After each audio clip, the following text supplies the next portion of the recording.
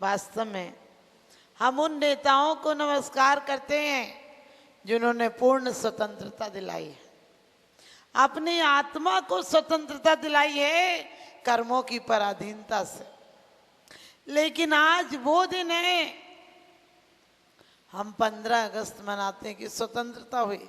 कहाँ स्वतंत्रता हुई? सिर्फ इतना अंतर हुआ कि गोरे अंग्रेजों की अपेक्षा सत्ता काले अंग्रेजों के हाथ में आ गई। सिर्फ इतना सा अंतर हुआ। कम से कम दूसरों के हाथ में सत्ता थी तो ये एहसास तो था कि हम बंधन में हैं। अब ये भी हम भूल गए कि हम बंधन में हैं। सोच कर देखना, कहते हैं ना हिंदू की जरूरत है ना मुसलमान की जरूरत है, सच्चे राष्ट्र के लिए तो अच्छे इंसान की जरूरत है। सच्चे राष्ट्र के लिए तो अच्छे इंसान की जरूरत है, क्योंकि आपको ऐसे ही आजादी नहीं मिली है। ये पेड़ और परिंदे, ये शाखें भी परेशान हो जाएं, ये पेड़ ये परिंदे शाखें भी परेशान हो जाएं अगर पेड़ भी हिंदू और मुसलमान हो जाएं। अगर पेड़ भी हिंदू और मुसलमान हो जाएं, पेड़ मिलकर रह लेते हैं। हमने स्वतंत्रता पाने के लिए हिंदू मुसलमान सिख ईसाई सब एक हो गए थे, और उसके बाद स्वतंत्र भारत में रहने वाले लोग कहते धर्म निरपेक्ष राज्य होना चाहिए। हमने कहा धर्म निरपेक्ष हो जाएगा तो तुम पर अपेक्षा बचेगी क्या? धर्म निरपेक्ष नहीं, धर्म तो अपेक्षित होना चाहिए। धर्म जरूर होना चाहिए, क्योंकि धर्म निरपेक्ष नहीं संप्रदाय निरपेक्ष होना चाहिए। जब तक लोग सोचें हिंदू धर्म बचेगा, इस्लाम धर्म बचेगा, जैन धर्म बचेगा, तब तक कोई धर्म नहीं बचेगा। सिर्फ लोग आपस में लड़ेंगे, मरेंगे, ईर्ष्या करेंगे, क्योंकि कोई धर्म आपस में लड़ना नहीं सिखाता।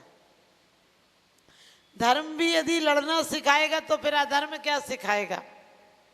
आपने देखा होगा धर्म के नाम पर लड़ते हैं, मंदिरों के नाम पर बढ़ते हैं, शराब खाने में सब एक साथ पहुंच जाते हैं। बोतलें फर्क नहीं करती हैं, थालियां फर्क कर देती हैं। सच पूछो थालियां भी फर्क नहीं करती हैं, हम और आप फर्क कर देते हैं। क्योंकि कहते हैं बुझा था जिस आंगन का चिराग, उस घर में माताएं रात भर रोई होंगी, और खोया है जिन माताओं ने अपने लालों को, वो माताएं कैसे सोई होंगी? वो माताएं कैसे सोई होंगी? आजादी मात्र झंडा हिलाने से नहीं मिलती है, और मुट्ठी भर फूल फेंकने से नहीं मिलती है, सलूट करने से नहीं मिली थी, और परेड करने से भी नहीं मिली थी। जिन्होंने कहते हैं कि वास्तव में कई के सिंदूर उजड़े होंगे, मांगे सुनी हो गई होंगी, बिंदिया मिट गई होगी, कंगन टूट गए होंगे, और बाप का साया सिर से उठ गया था, बहनों की राखियां सुनी हो गई थी, और माताओं की गोद सुनी हो गई थी। तब जाकर हमें आजादी मिली थी। पहले का नेता कहता था कि तुम हमें खून दो, हम तुम्हें आजादी देंगे। आज का नेता कहता है तुम हमें वोट दो, हम तुम्हें परेशानी देंगे। ध्यान रखना, 100 में से 80 बेईमान, फिर भी मेरा देश महान। वो सर फिरे लोग हैं जो अपने देश को जहां कहते हैं, हम भारत वाले तो अपने देश को भी माँ कहते हैं। हम भारत वाले तो अपने देश को भी माँ कहते हैं। क्या इसे स्वतंत्रता कहते हो?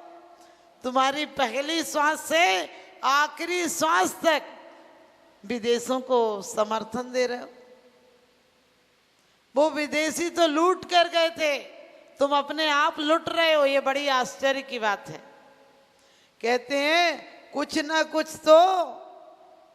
कुछ रोशनी का इंतजाम होना चाहिए, कुछ ना कुछ तो घर में रोशनी का इंतजाम होना चाहिए, और बंद कमरे में भी एक रोशनदान होना चाहिए। कुछ ना कुछ तो रोशनी का इंतजाम होना चाहिए, और बंद कमरे में भी एक रोशनदान होना चाहिए। जो अनपढ़ हैं, गंवार हैं, वो हैवान है तो चलो चलता है, लेकिन पढ़े लिखों को तो कम से कम इंसान होना चाहिए। पढ़े लिखों को तो कम से कम इंसान होना चाहिए। आज सोच कर देखो क्या स्वतंत्रता है, क्या हमने भारत की गरिमा बनाई है। एक कंपनी आई थी, 1000 साल हम गुलाम रहे, अब कितनी कंपनियां आ गई। रोज ऐड देखो, विदेश की ये कंपनी भारत में आ रही। अरे एक कंपनी को लाकर हम इतने पछताए और इतने लोगों को गंवाया है। हमने लाखों लोगों को गंवाया है, और ऐसे ही नहीं गंवाया कि एक बंदूक मारी और मर गए। उन लोगों को कितनी यातनाएं, नार की यातनाएं दी गई। कहते हैं कि जब भगत सिंह को, आप सबको पता है, समय से पहले फांसी दे दी गई, और उन्होंने भी कहा था कि सफाई वाली से कि मैं माँ तेरे हाथ का ग्रास खाना चाहता हूँ। सोचना, उस माँ ने उस दिन कहा था कि मुझे लगा सफाई कर्मचारी थी, लेकिन उसने कहा जब उसने मुझे माँ कहकर बुलाया था और मैंने उसे ग्रास खिलाया था तो मुझे लगा था वो कृष्ण कन्हैया और मैं यशोदा हूँ। आज हमारे भूख से बच्चे तड़प कर मर जाएं, हम कहते हैं हम किस किस की जिम्मेदारी लेंगे। अरे उन्होंने, उन देश के नेताओं ने तुम्हें आजादी दिलाने के लिए गोलियां सीने पर खाई थी, और तुम उनके नाम से एक जरा सा समर्पण नहीं कर रहे। इसको आजाद कहते हैं, इसे स्वतंत्र भारत कहते हैं, इसे गांधी जी का सपना कहते हैं। वो तो मर गए, ये दुख धर गए, अंग्रेज चले गए। मैकॉले ने कहा था कि मैं जाऊंगा, लेकिन कुछ यहाँ ऐसा जहर घोल कर जाऊंगा कि दिल से ये अंग्रेज रहेंगे, देह से हिंदुस्तानी रहेंगे। वही हो गया। कॉन्वेंट क्या था, कलकत्ता में कॉन्वेंट सबसे पहले खुला, 5 बच्चे भी नहीं मिले थे। अमेरिका में एक गोदाम में खोला था सड़क पर, और कॉन्वेंट क्या गए, जो लावारिस बच्चे थे, जिन्हें माँ बाप नहीं रखना चाहते थे, उन बच्चों के पढ़ाने की संस्था कॉन्वेंट थी। आजकल क्या अहंकार से बोलते हमारे बच्चे कॉन्वेंट में पढ़ते हैं। विचार करो, आखिरी में आप लोगों ने पढ़ा होगा, इतिहास पढ़ा होगा कि उस समय उन्हें अंग्रेजों को ये रूल्स बनाना पड़ा था कि जिनके बच्चे कॉन्वेंट में पढ़ेंगे उन्हें नौकरियों में रखा जाएगा, उन्हें नौकरी दी जाएंगी, क्योंकि दिमाग तो बच्चों का बदलना था। आज बदल गया दिमाग। आज आपको पता है हम हिंदुस्तान में रहते हैं, लेकिन हमारा पढ़ा लिखा व्यक्तित्व विदेश चला जाता है, यूरोप अमेरिका चला जाता है, सबसे 1 नंबर का माइंड वहाँ चला जाता है, क्योंकि हम इंसान की कदर करना ही नहीं जानते हैं। कहते वारे वाह गांधी, तेरे देश में खूब चली तेरे नाम की आंधी, जिंदगी भर रहा लंगोट में, आज बैठा है 500 के नोट में। सोच कर देखना, हमने नोट में बैठा दिया गांधी को, चिलचिलाती धूप में चौराहे पर खड़ा कर दिया कि देख तेरे भारत की हालत। तू देख कर भी रोने नहीं लगे तो कहना यहाँ क्या बचा है। आप सोचो, चाहे पेप्सी हो, चाहे कॉलगेट हो, चाहे बाटा हो, ये सब कौन सी कंपनियां हैं। यदि 2000 या 20 लाख लेकर आई थी, आज 1 साल का टर्नओवर इनका कितना है पता है? 19 लाख करोड़ तक है। ये हमारे भारत का पैसा है। तुम सुबह से कॉलगेट लेकर मलते, अरे हड्डियों का चूरा मुंह पर मलकर मंदिर आते हो, क्योंकि विदेश का इतना प्रचार है, इतना प्रचार है, इतना सुबह से लेकर नहाते हो तो विदेशी साबुन, मंजन करते हो विदेशी, कपड़े पहनते हो वो विदेशी, तुम्हारे यहाँ स्टैंडर्ड है वो विदेशी। तुमने अपने घर के तखत और दीवान खो दिए। अब कुर्सी आ गई, समझ गए, कुर्सी में एक ही समा सकता है। कुर्सी जला दो तब भी वो जल के ही मरेगा, नेता जीते जी नहीं लौटेगा। अरे एक वो जमाना था जब लोग दिल्ली से काशी या संवेद शिखर जाते थे, अब तो संवेद शिखर से भी दिल्ली आते हैं, और दिल्ली आकर भी वापस लौट कर नहीं जाते हैं, राजघाट ही जाते हैं। समझ गए? राजघाट जाते हैं, वहाँ श्रद्धांजलि सभा मनाते हैं। एक बार सर्कस से 2 शेर भाग गए। जब 2 शेर भाग गए और कोई 1 महीना बाद आपस में मिले, तो एक तो बहुत मलंद हो रहा था, खा पी के दुगना हो गया था, और एक तो मरियल हो गया था, उसे कुछ खाने ही नहीं मिला, शिकार नहीं मिला। वो बोला, भाई तू इतना मोटा कैसे हो गया? कहने लगे, तू ऐसा मरियल कैसे हो गया? बोले, हमें कुछ खाने ही नहीं मिला, लेकिन तू ये बता, तू इतना मोटा कैसे हो गया? कहने लगे, मैं तो ऐसी जगह पहुंचा था कि जहाँ रोज भी एक ले लो तो कोई दिक्कत नहीं है। मैं पार्लियामेंट में था, वहाँ मर जाए तो लोग शोक संदेश देते हैं, लेकिन अंदर में खुशी मना रहे होते, चलो ये गया तो मेरी गद्दी तो आई। आप ध्यान रखना, हम उन नेताओं को नहीं मानते जो भ्रष्टाचारी से लोगों का खून पीकर अपने घर की तिजोरियां भर लेते हैं। आप सोच कर देखो, आज नेता इतने इल्जाम लगाता है एक दूसरों पर, सिर्फ निंदा ही निंदा करता है, वो आकर क्या देश को उत्थान करेगा? जो चुनाव में करोड़ों रुपया लगा देता हो, वो यहाँ आकर क्या देशभक्ति करेगा? क्योंकि एक बच्चा मिट्टी खा रहा था, पड़ोसी ने कहा, भाई साहब अपने बच्चे को समझाइए। उनने कहा, तुझे क्या दिक्कत है? बोले, बच्चा मिट्टी खा रहा है, इसका स्वास्थ्य खराब हो जाएगा, और स्वास्थ्य खराब हो गया तो आपका भविष्य खराब हो जाएगा।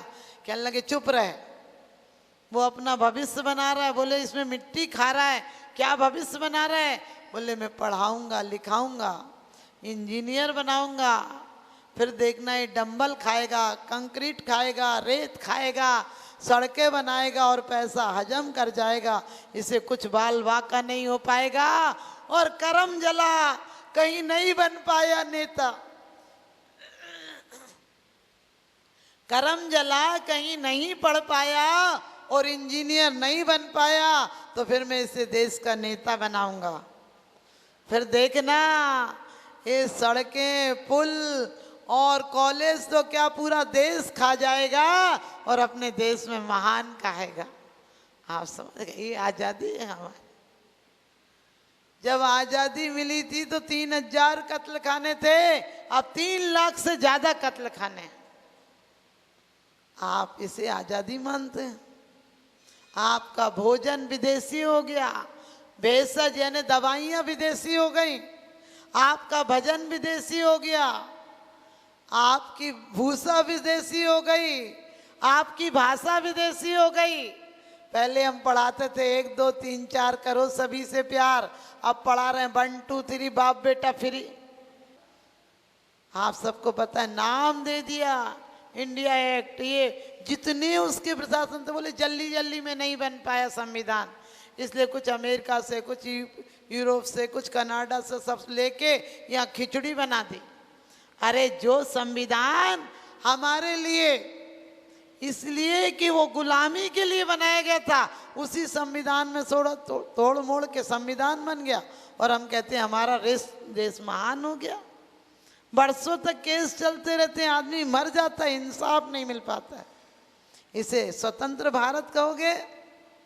हमारे यहाँ की औरतों में इतना आकर्षण होता है, उनका व्यक्तित्व इतना मधुर और संभाषणी और संतोषी और हृदय से इतना अमृत बहाने वाली होती हैं कि पति दिन भर कहीं जाए, लौटकर घर ही आता, उन्हें पता है। इसलिए साथ में घूमने की जरूरत नहीं होती है। तुमने कहा कि 6 मीटर कपड़े में लिपट कर रह जाती हैं, हमारे यहाँ की औरतें जिस समय 16 श्रृंगार करती हैं तो स्वर्ग की देवियों को मात कर देती हैं। हमारे की यहाँ की औरतें मात्र वाइफ नहीं होती हैं जो लाइफ चौपट कर दें, वो अपने पति को हस्बैंड नहीं कहती हैं जिसका हंस हंस कर बैंड बजे, फिर तमाम जिंदगी बेचारा घुंघरू की तरह बजता ही रहा, कभी इस पग में कभी इस पग में, दुकान से घर और घर से दुकान घूमता रहे। ऐसी बात नहीं है। हमारे यहाँ की पत्नियां तो पति को पतन से बचा लेती हैं और पति को परमेश्वर तक बना देती हैं। जैसे छेलना ने तीर्थंकर बनने में कारण बन गई, सीता ने आपत्ति काल में पति को नसीहत दी थी कि मुझे छोड़ दिया, धर्म को मत छोड़ देना। ध्यान रखना, हमारे यहाँ वो स्त्रियां होती हैं जिसे मन से पति मान ले, उसके साथ देती हैं राजुल की तरह, और मैना की तरह कहते हैं वैद्य बन जाती हैं, धर्म के द्वारा देवताओं के आसन कपा देती हैं, पति का रोग निरोग कर देती हैं। उनने कहा तुम कहते हो एक चार दीवारी में रह जाती हैं, तुम्हारे यहाँ हाउस होते हैं, हमारे यहाँ होम है, हमारे यहाँ घर गए, वो घरवाली कहलाती है, वो मालकिन कहलाती है, हमारे यहाँ की पत्नी संतोष के द्वारा गृह मालकिन बन जाती है। हमारे यहाँ हर धार्मिक कार्य में स्त्री की अहम भूमिका होती है, और हमारे यहाँ की भारतीय नारी, तुम कहते हो कोई अस्तित्व नहीं होता है, हमारे यहाँ कन्या जिमाई जाती है, कन्हैया नहीं जिमाया जाता है। ध्यान रखना, हमारे यहाँ सौभाग्यवती हो जाती है तो भी हर शुभ कामों में पूजी जाती है, और भाग्यवश पति का वियोग हो जाए तो भी एक आदर्श नारी के रूप में देश में आदर्श समझी जाती है, पूज्य और एक आदरणीय मानी जाती है कि वो अपने संयम से कदापि अपने मन को विचलित नहीं करती है। ये हमारे भारत की नारियों की विशेषता है। ध्यान रखना, हम सिर्फ स्वतंत्रता दिवस नहीं मनाएंगे, आज हमें नियम लेकर जाना है। ये झंडे फहराने मात्र से स्वतंत्रता मिलेगी क्या? हम नियम लेकर जाएंगे कि हमारी भाषा, भूषा, वेशा, आपको पता हमारे यहाँ कितने अच्छे कपड़े चलते थे, दुपट्टा चलता था। आजकल दुपट्टा ऐसे डालती हैं जैसे मैयत में जाके आ रही हूँ, एक तरफ डाल लेंगे, एक तरफ दुपट्टा कौन डाल के जाता था? जब किसी की गमी में उठन, आप समझ गए, जलाने जाते थे तो ये शोक का प्रतीक था कि एक तरफ तौलिया डाल जाते थे। आज क्यों डाल लिया पता ही नहीं चलता है। और मैं तो कहती हूँ हर लोग, हर बच्चियों को, आप छोटी छोटी बच्चियों को भी बेढंगे कपड़े मत पहनाए कर। बोले बच्ची है, हमने कहा ये बच्ची तो बड़ी होगी, उल्टे सीधे कपड़े बिल्कुल मत पहनाओ। पहले एक कहीं से नाड़ा निकला हो तो लोग कहते थे, हंसी उड़ाते थे, शर्म आती थी कि नाड़ा निकला है। अब देखो कितने जगह से, यहाँ से वो पता ही नहीं चलता पाजामा है कि पेटीकोट है कि चूड़ीदार है। समझ गए, वो ऐसे कपड़े चल गए कि पता ही नहीं चलता वो है क्या। अरे कम से कम सलीके के कपड़े पहनो। बाद अब आना यार शख्स को दरकार गए, और ये मेहरमा शहंशाहों साहे का दरबार है। हमारी बच्चियां कल की कल्याणी बनेंगी, गृह लक्ष्मी बनेंगी। इसलिए बच्चियां अपने जीवन को आदर्श बनाकर जाएं। जिस प्रकार से आपको अभी सुना आपने कि हमारे जैनियों का कितना बड़ा सहयोग रहा। आप कभी हिसार जाना, हांसी जाना, जो नगर सेठ थे वहाँ के रईस थे, उनकी 3-3 पीढ़ियों को मार कर स्वतंत्रता के लिए सिर्फ उन्होंने हिंदुस्तानियों का साथ दिया था, शरण दिया था। उन्हें इतनी बेरहमी से मार कर आज भी वो नीम है, उसे यही नीम से जानते हैं। और कहते तीनों पिता की, बेटे की और पोते की लाश कम से कम 10 दिन टंगी रहने दी। और ऐसे ऐसे हमारे जैनियों ने समर्पण किया है। आज जैनियों के लिए उस वोट बैंक कैसा चल गया कि जैनियों का कोई अस्तित्व नहीं रहा। तो कहते हैं हमें चाहिए, हम क्यों कहते हैं हम दो हमारे दो, लोग कहते हैं बच्चे दो ही अच्छे। हमने कही नागिन खा गई कच्चे बच्चे।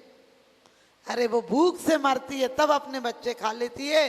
तुम दवाई खाकर अपने बच्चे मत मरवाना, क्योंकि मात कहते पुत्र को पुत्र भले ही ओले, मात ना होगी कुमाता। काल बस कभी बच्चे मर जाते थे दुर्भाग्य से, तो कोई उस माँ को बच्चे मर गई कहने का साहस नहीं कर पाता था। लोग कहते थे कैसे कहेंगे, वो बर्दाश्त कैसे कर पाएगी। आज हम लोग कहते हैं एक ही बच्चा पढ़ जाए। हमने कहा ये पढ़ लिख कर भी तुम्हारे काम नहीं आएंगे। 4 औरतें जा रही थी, एक ने कहा मेरा बच्चा विदेश में डॉक्टर है, दूसरी बोली मेरा बहुत बड़ा साइंटिस्ट है, तीसरी बोली मेरे बेटे की 4-4 फैक्ट्री हैं। चारों बेटे बगल से गाड़ी से गुजर गए। तीनों माताओं ने कहा देखा मेरा बेटा निकल गया, देखा मेरा बेटा निकल गया। देखो मेरा बेटा अभी इतनी बड़ी गाड़ी में गया है, लेकिन चौथी चुपचाप थी, क्योंकि उसने बेटों को संस्कार दिए थे। वो चौथा बेटा आया और माँ पानी भर के आ रही थी, चारों महिलाएं आ रही थी, उसने माँ का कलश अपने सिर पर लिया और कहने लगे, माँ मेरे रहते हुए आप पानी भरने कैसे जाओगे? समझ गए? यदि बारिशें ना हो तो फसलें खराब हो जाती हैं, यदि बारिशें ना हो तो फसलें खराब हो जाती हैं, और बच्चों को नसीहत ना दिए जाए तो आपको पता है, बच्चों को यदि अच्छी नसीहतें वसीयतें ना दी जाएं, शिक्षा ना दी जाए, तो आपको पता पीढ़ियां खराब हो जाती हैं। पानी न बरसे तो बारिश ना हो तो फसलें खराब हो जाती हैं, और बच्चों को शुभ संस्कार नहीं दिए तो नस्लें खराब हो जाती हैं, नस्लें खराब हो जाती हैं। तो अपने बच्चों को मैं ये नहीं कहूँगी कि अंग्रेजी मत पढ़ाओ, लेकिन कम से कम साथ में हिंदी जरूर पढ़ाओ, वरना हमारे शास्त्र पुराण और ये जो संख्या लिखी हमारे आचार्यों ने वो कौन पढ़ेगा? हमारे जैन शासन ने तो सिर्फ देश की मुक्ति नहीं, स्वदेश लौटने की बात कही है, आत्मदेश लौटने की बात कही है, और आत्मा को कर्मों से स्वतंत्रता बनाने की बात कही है, स्वतंत्रता दिलाने की बात कही है। हमें स्वतंत्रता आनी चाहिए, लेकिन जो स्वच्छंदता आ गई, हमारे देश की मान मर्यादाएं, हमारे परिवार की, हमारे समाज की सारी लोगों ने ताक पर रख दी हैं, इसके लिए हमें जरूर समझना और चेतना होगा। तो आप सबको 15 अगस्त पर बहुत बहुत मेरा आशीर्वाद। और आपको पता है वो गाने हमें नहीं गाना चाहिए, गीत जिनमें विदेशियों का समर्थन किया था कि आप भाग्य विधाता हो। आप जनगण मन गाते हो, उसमें बोलते हो भाग्य विधाता। अरे वो भाग्य विधाता थे क्या? हमारे भाग्य के नाशक थे। हम लोग कहते हैं हम सोए शेर हैं, एक गीत में गाते हैं ना कि हमें मत जगाओ हम सोए शेर हैं। हमने कहा शेर कभी सो कर कहता है कि मत जगाओ?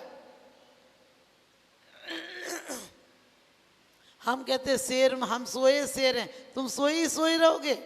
जब भी चीन आदि ने आक्रमण किया, हमारी हजारों किलोमीटर की जमीन चली गई, बाद में नेताओं ने कहा वो जमीन काम की नहीं थी, तो हमने कहा इतने काय को मरवाए, पहले ही कह देते काम की नहीं, लो हमने दान में दी। अरे देश को कहते हैं नाचना आवे आंगन टेढ़ा। नेता अपनी गद्दी और अपनी सत्ता बचाने के लिए कह देते वो काम की नहीं थी। तो ध्यान रखना, हमारे हर बच्चों में देशभक्ति और आत्मशक्ति जागना चाहिए, ताकि हम देश को भी मुक्त कराएं और अपनी आत्मा को भी कर्मों से मुक्त कराएं। इन्हीं शुभ भावनाओं के साथ मैं अपनी वाणी को विराम देती हूँ।